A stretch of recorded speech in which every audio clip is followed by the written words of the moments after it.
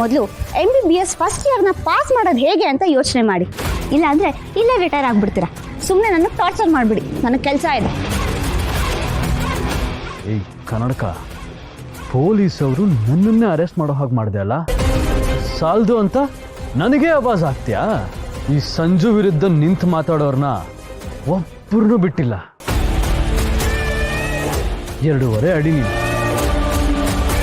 ನಿನ್ನನ್ನು ಬಿಡ್ತೀನಾ ಕನ್ನಡಕ?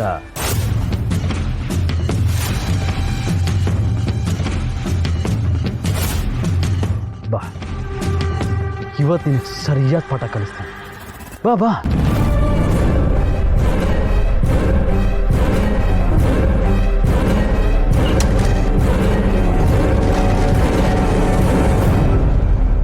ನಿತ್ಯ, ಅರ್ಜುನ್ ನೋಡಕ್ಕೆ ತುಂಬಾ ಒಳ್ಳೆ ಹುಡುಗನ್ ತರ ಕಾಣಿಸ್ತಾನೆ.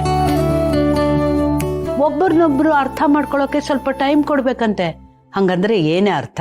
ಶಾಂತಿ, ಹೊರಗಿಂದ ಒಳ್ಳೆಯವ್ರ ತರ ಇರ್ತಾರೆ ಅಂತ ಒಳಗೂ ಕೂಡ ಹಾಗೆ ಇರ್ತಾರೆ ಅಂತ ಅಲ್ವಲ್ಲ? ಮೋಡ್ಜಡೆ, ನಾವು ಒಂದು ಸೀರೆ ತಗೋಬೇಕಾದ್ರೆ ಅದ್ರ ಬಣ್ಣ ಹೇಗಿದೆ, ಜರಿ ಹೇಗಿದೆ, ಅದ್ರ ಬಟ್ಟೆ ಹೇಗಿದೆ ಅಂತ ನೋಡ್ಬಿಡ್ತಾನೆ ತಗೊಳ್ಳೋದು. ಇನ್ನು ಜೀವನ ಪೂರ್ತಿ ಜೊತೆಲಿರೋನ್ನ ಪರೀಕ್ಷೆ ಮಾಡೋದ್ರಲ್ಲೂ ಅರ್ಥ ಇದೆ. ನಿತ್ಯ, ಯು ಆರ್ ರೈಟ್. ನಾವು ಈಗ ಎಮೋಷನ್ಸ್ ನ ಪಕ್ಕಕ್ಕಿಟ್ಟು ಪ್ರಾಕ್ಟಿಕಲ್ ಆಗಿ ಅರ್ಜುನ್ ಎಂತರು ಅಂತ ನಾವೆಲ್ಲರೂ ಸೇರ್ಕೊಂಡು ಟೆಸ್ಟ್ ಮಾಡಬೇಕು. ಒಂದ್ ನಿಮಿಷ ಇರಿ, ಬಂದೆ.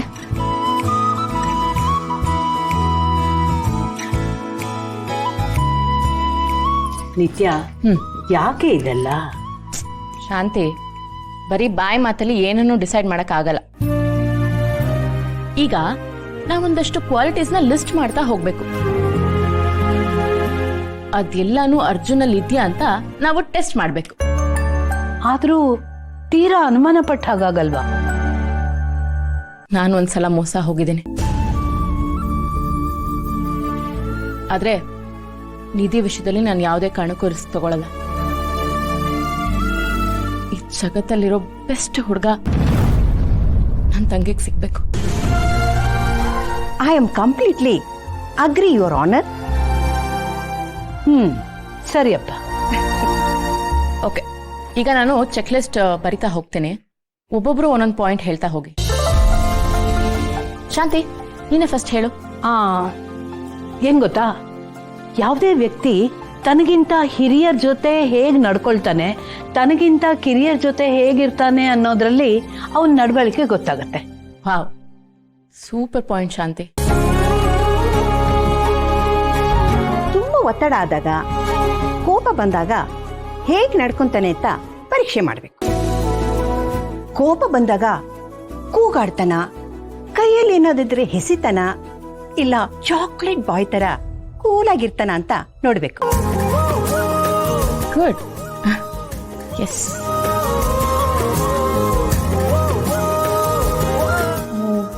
ಅವ್ರಿಗೆ ನಿಜವಾಗ್ಲೂ ಹೆಣ್ಮಕ್ಳು ಇಂಡಿಪೆಂಡೆಂಟ್ ಆಗಿರ್ಬೇಕಾ, ಅಥವಾ ಸುಮ್ಮನೆ ಎಲ್ರ ಮುಂದೆ ಡೈಲಾಗ್ ಹೊಡೆಯಕ್ ಹೇಳಿದ್ರ ಅಂತ ಚೆಕ್ ಮಾಡ್ಬೇಕು.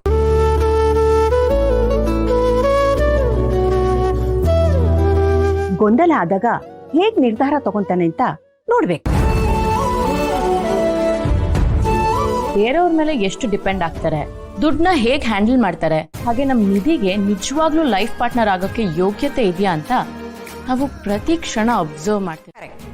ಆಮೇಲೆ ಇನ್ನೊಂದು ವಿಷಯ, ಅವ್ನ್ ಫೋನ್ಗೆ ಅಡಿಕ್ಟ್ ಆಗಿರ್ಬಾರ್ದು. ಯಾವಾಗ ಫೋನ್ ಇಟ್ಕೊಂಡು ಮಾತಾಡ್ತಿರೋದು ಏನೇ ಅಲ್ಲ, ಇಷ್ಟೆಲ್ಲ ಯಾಕೋ ಜಾಸ್ತಿ ಆಯ್ತು ಅನ್ನಿಸ್ತಾ ಇಲ್ವಾ? ಏನಿ ಸುಮ್ಮನೆ. ಹಾಯ್ ಹಾಯ್ ಹಾಯ್, ಎಲ್ಲರೂ ಏನೋ ಡೀಪಾಗಿ ಡಿಸ್ಕಸ್ ಮಾಡ್ತಾ ಇದ್ದೀರಾ? ನಾನು ನಿಮ್ಮ ಚರ್ಚೆಯಲ್ಲಿ ಪಾಲ್ಗೊಳ್ಬೋದಾ? ಅದು ನಾವು ಸೀರಿಯಲ್ ಬಗ್ಗೆ ಡಿಸ್ಕಸ್ ಮಾಡ್ತಾ ಇದ್ವಿ. ಬೇಕಿದ್ರೆ ಜಾಯಿನ್ ಆಗ್ಬೋದು. ಓಹ್, ಐ ಆಮ್ ಸೋ ಸಾರಿ, ನನಗೂ ಸೀರಿಯಲ್ಗೂ ತುಂಬಾನೇ ದೂರ. ಟಿವಿಲಿ ಏನ್ ಬರುತ್ತೆ ಅಂತಾನೆ ಗೊತ್ತಿರಲ್ಲ. ನೀವು ಕಂಟಿನ್ಯೂ ಮಾಡಿ.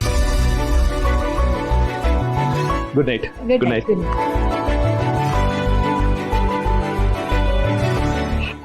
ಇದೆಲ್ಲ ಸರಿ, ಆದ್ರೂ ಇದನ್ನೆಲ್ಲ ಹೇಗ್ ಪರೀಕ್ಷೆ ಮಾಡೋದು?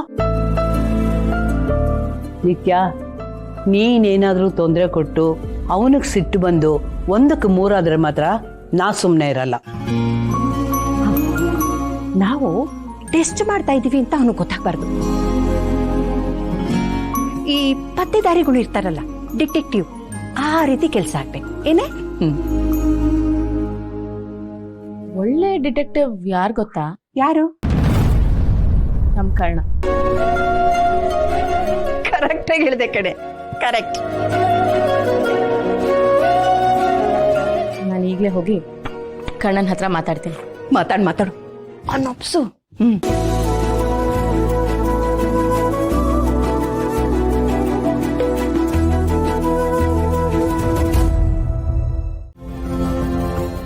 ಕರ್ಣ, ಅರ್ಜುನ್ ಬಗ್ಗೆ ನಿಮ್ ಹತ್ರ ಸ್ವಲ್ಪ ಮಾತಾಡ್ಬೇಕಿತ್ತು. ನೋಡಿ, ಯಾವುದೇ ನಿರ್ಧಾರ ತಗೊಳ್ಳೋ ಮೊದಲು 100 ಸಲ ಯೋಚನೆ ಮಾಡಬೇಕು.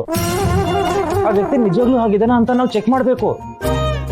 ಅವಸರದಿಂದ ಆಗದ ಅಪಾಯ ಜಾಸ್ತಿ ಅಂತ ದೊಡ್ಡವರೇ ಹೇಳಿಲ್ವಾ? ಅದಕ್ಕೆ ನನಗೆ ನಿಮ್ ಹೆಲ್ಪ್ ಬೇಕು. ನನ್ನ ಹೆಲ್ಪ?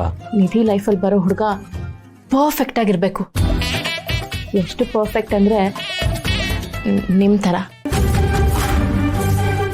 ತಗೊಳ್ಳಿ, ಇದು ನಾನು ಅಜ್ಜಿ ಸೇರ್ ಮಾಡಿರೋ ಚೆಕ್ ಲಿಸ್ಟ್. ಇದೆಲ್ಲದರಲ್ಲೂ ಅರ್ಜುನ್ ಪಾಸ್ ಆಗ್ತಾನಂತ ನೋಡ್ಬೇಕು. ಅವನ ಟೆಸ್ಟ್ ಮಾಡೋ ರೆಸ್ಪಾನ್ಸಿಬಿಲಿಟಿ ಮಾತ್ರ ನಿಮ್ದು. ಓಕೆನಾ? ಓಕೆನಾ?